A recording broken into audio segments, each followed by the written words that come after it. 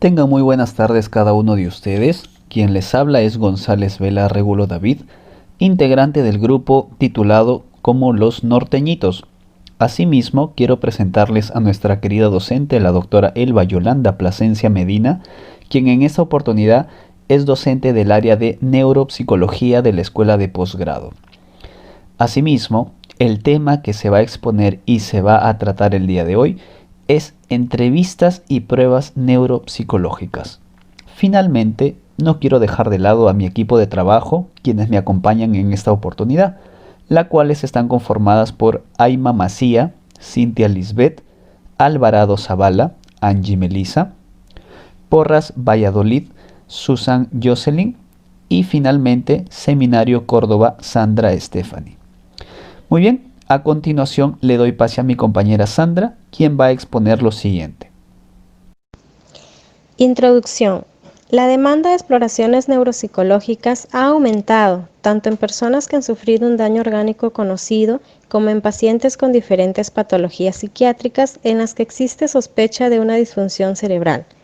Por ello, el objetivo fundamental de las evaluaciones neuropsicológicas ya no se centra exclusivamente en identificar una posible alteración de las funciones reguladas por la corteza cerebral, sino que se dirige cada vez más hacia las necesidades de tratamiento que tienen las personas afectadas por alteraciones en las funciones cerebrales. Objetivos del trabajo monográfico. Como objetivo general, nos hemos planteado conocer e integrar de manera conceptual y metodológicamente nuestros conocimientos a través de la intervención directa de casos. Como objetivos específicos nos hemos planteado 3.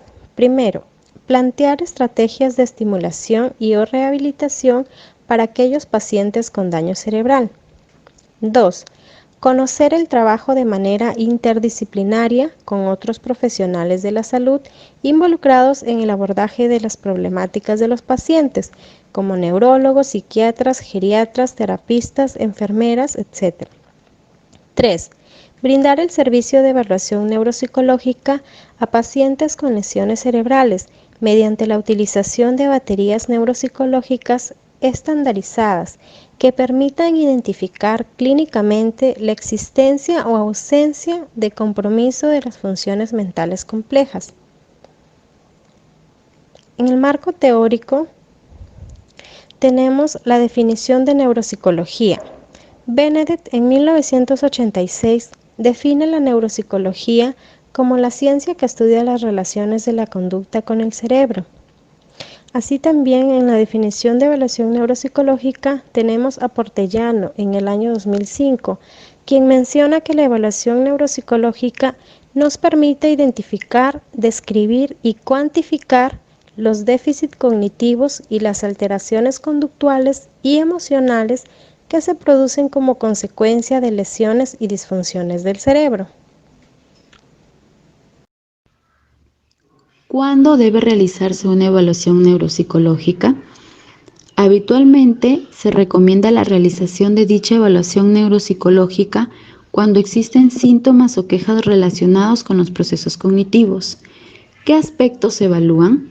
Dentro de la evaluación neuropsicológica se evalúan los siguientes aspectos: la capacidad intelectual general, el aprendizaje y la memoria, las habilidades visoespaciales, el temperamento y la personalidad, el lenguaje, la atención y la concentración, las destrezas de ejecución de alto nivel o funciones ejecutivas, como por ejemplo secuenciación, razonamiento y resolución de problemas.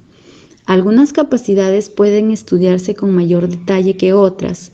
Esto siempre va a depender de las necesidades de cada paciente. ¿Qué utilidad tiene la evaluación neuropsicológica? Es especialmente útil para identificar la presencia y naturaleza de trastornos cognitivos precoces o leves. También es útil para identificar problemas asociados con enfermedades médicas que pueden afectar la memoria y la atención. La evaluación neuropsicológica permite también clarificar las causas de un trastorno cognitivo dado como por ejemplo la depresión u otro trastorno emocional conductual versus patología cerebral. Proceso de evaluación. Es la primera fase más relevante. Desde este proceso es donde se recoge toda la información necesaria y herramientas para realizar un buen diagnóstico y tratamiento. Dentro del proceso de evaluación tenemos los enfoques de la entrevista. Tenemos dos enfoques, enfoque cuantitativo y el enfoque cualitativo. Características en el enfoque cuantitativo. Se centra fundamentalmente en los resultados que los individuos obtienen en las pruebas. Características de enfoque cualitativo. Se preocupa más de analizar cómo lleva a cabo la persona la tarea que en determinar si la resuelve o no. Utilidad en el enfoque cuantitativo. Estudios con grupos de pacientes con el objeto de encontrar asociaciones de síntomas comunes. Utilidad en el enfoque cualitativo. Estudios de casos para conocer la estructura de los procesos cognitivos y rehabilitación neuropsicológica. Aportaciones en el enfoque cuantitativo. Exigencia de las necesidades de considerar las características de fiabilidad y habilidad de las pruebas y mejorar la categoría diagnóstica de los pacientes. Aportaciones en el enfoque cualitativo. El análisis de los errores de las estrategias utilizadas constituyen la base para el establecimiento de los programas de rehabilitación. Limitaciones en el enfoque cuantitativo. Facilita el acceso de la neuropsicología de personas con mínimos conocimientos de la disciplina. Limitaciones en el enfoque cualitativo. Hasta el momento hay poca información sobre cómo estos procesos pueden modificarse a través del aprendizaje, ¿no? Se ha centrado su atención en los déficits, olvidando la discapacidad y minusvalía resultante de las lesiones cerebrales. A continuación vamos a ver la revisión de los informes previos. Estos son documentos que nos van a servir de mucha utilidad, ya que nos van a facilitar a través del conocimiento que hay sobre estos los problemas anteriores que el paciente haya podido tener. De esta manera vamos a obtener ciertos antecedentes y vamos a tener una información previa a poder conocer un poco más de la historia de la persona. Eso nos va a permitir ver de repente la evolución del problema que ha tenido o en todo caso la resolución de esta.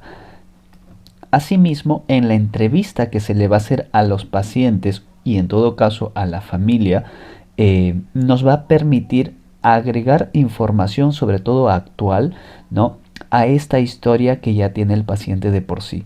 Eso me va a permitir a mí conocer la evolución que ha tenido para ver si ha habido mejorías, si de repente se ha mantenido o en todo caso ha empeorado el problema que ha tenido.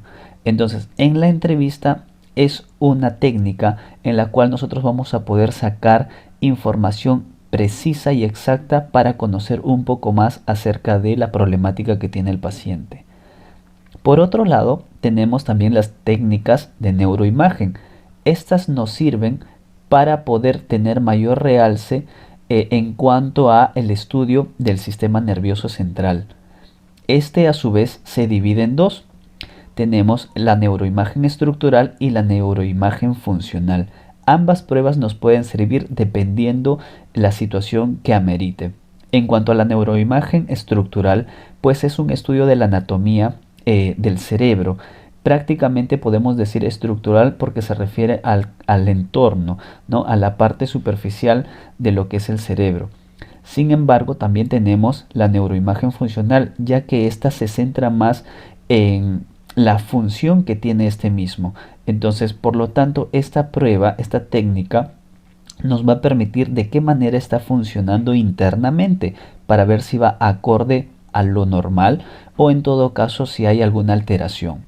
Por otro lado, también tenemos lo que es las baterías de evaluación neuropsicológicas, ya que en estas nosotros vamos a encontrar distintos tipos de pruebas, baterías, test psicométricos, test proyectivos, dentro de los cuales pues los más utilizados hoy en día son la escala de inteligencia de Wechsler, la cual nos permite medir distintas áreas cerebrales, ¿no? En cómo va también su desarrollo. Otra de las pruebas que también se pueden utilizar, ¿no?, es la batería, por ejemplo, de Luria, ¿no?, la batería de Kaufman para niños.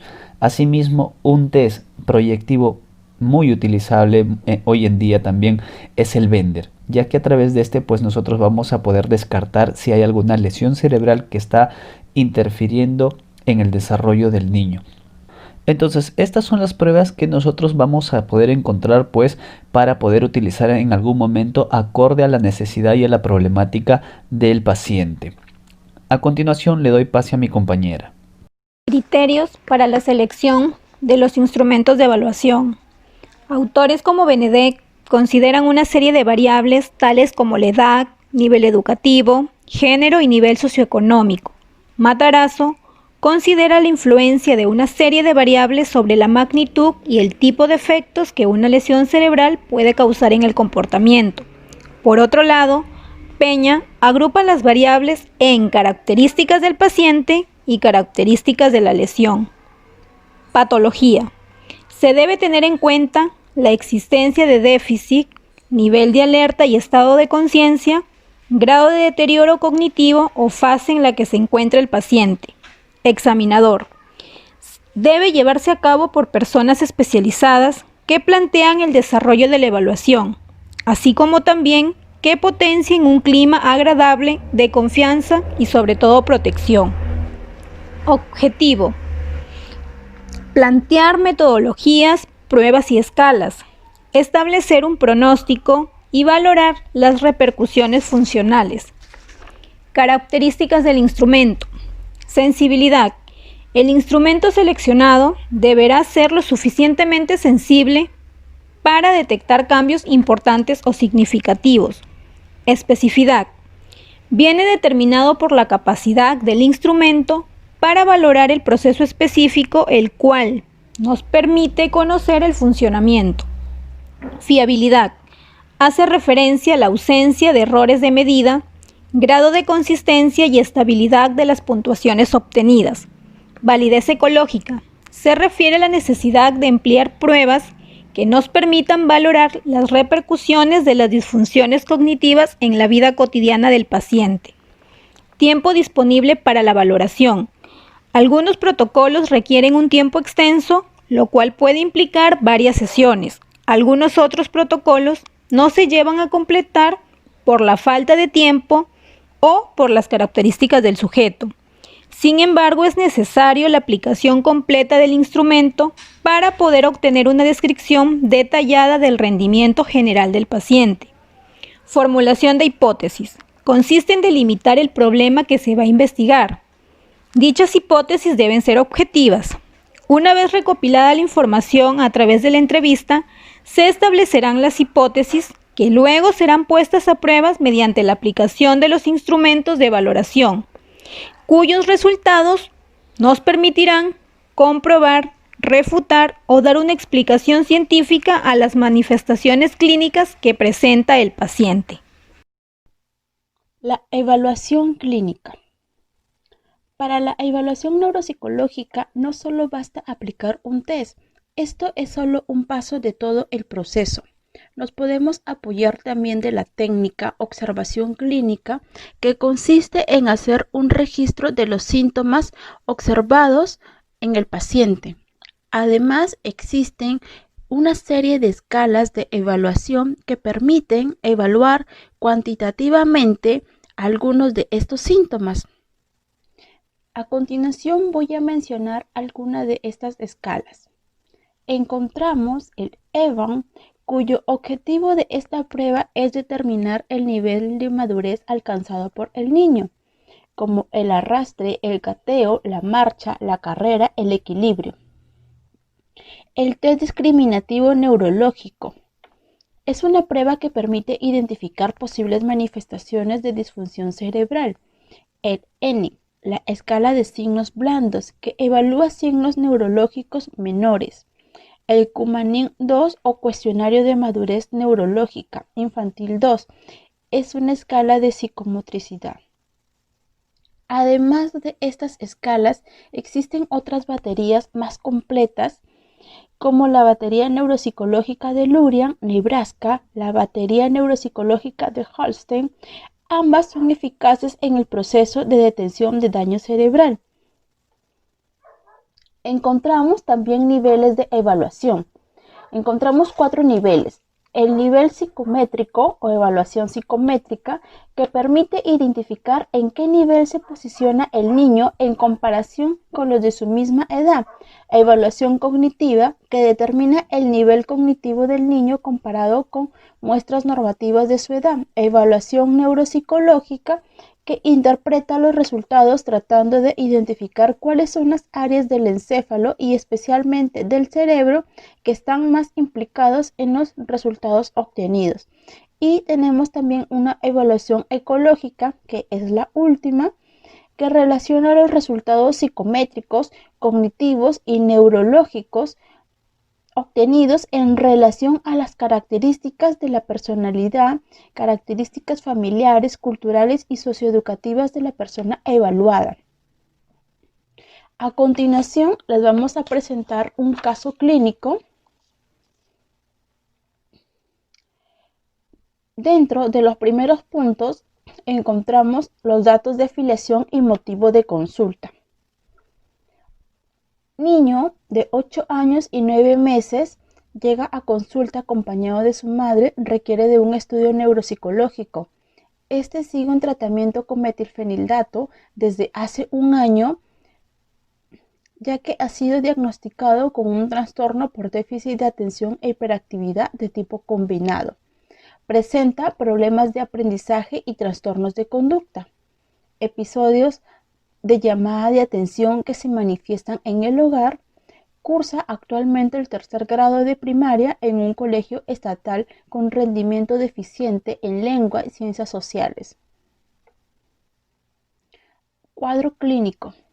Dentro de la sintomatología encontramos síntomas que se han venido presentando y manteniendo en un periodo de 6 meses, dentro de los cuales encontramos la dificultad para mantener la atención en clase o en lecturas prolongadas.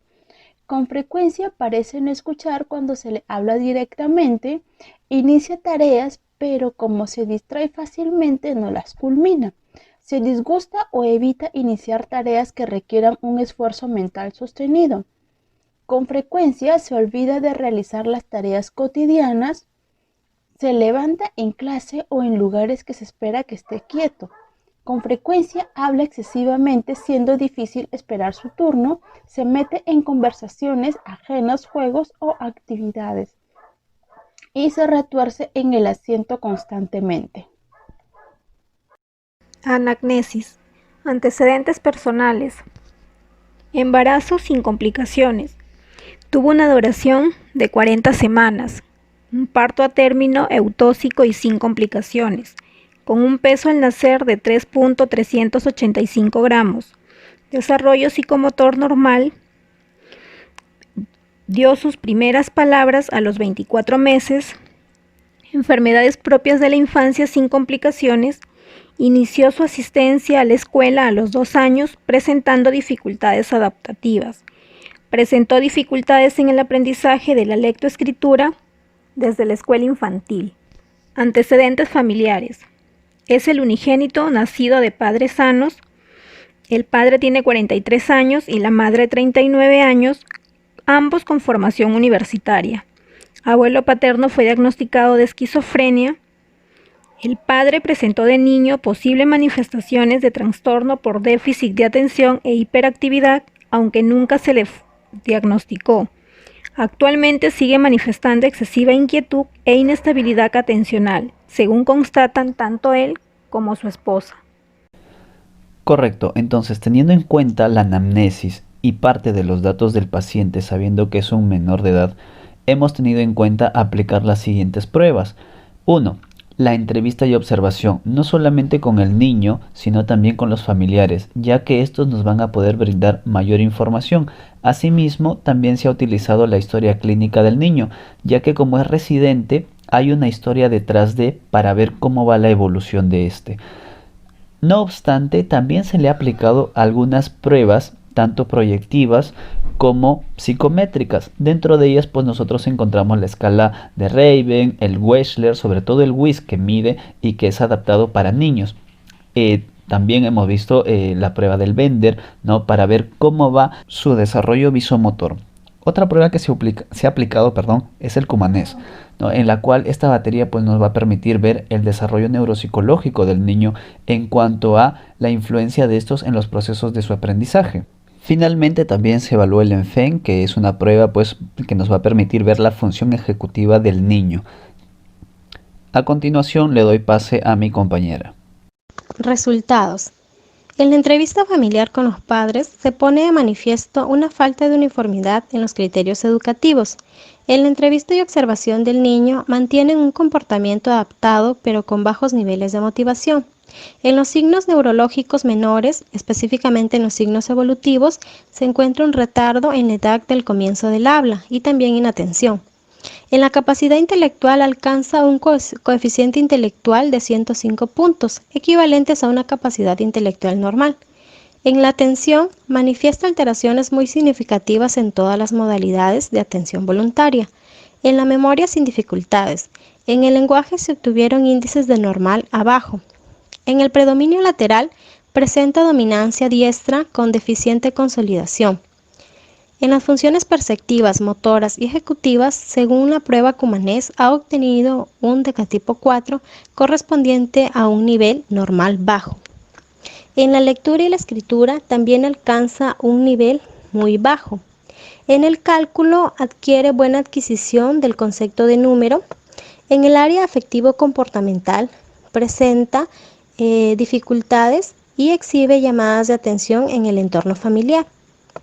A continuación, tenemos una imagen en la que se muestra una actividad altamente disminuida en el lóbulo frontal. Se pueden apreciar ahí en la parte que está con rojo, ¿ya? A continuación también tenemos el plan de intervención. Este plan de intervención lo hemos dividido en una intervención en el colegio y una intervención familiar. En la intervención en el colegio es conveniente que se lleven a cabo adaptaciones curriculares que faciliten su eficacia en el aprendizaje y que se propongan sistemas de enseñanza más inspirados en el razonamiento no verbal, ya que es ahí donde presenta menos dificultades.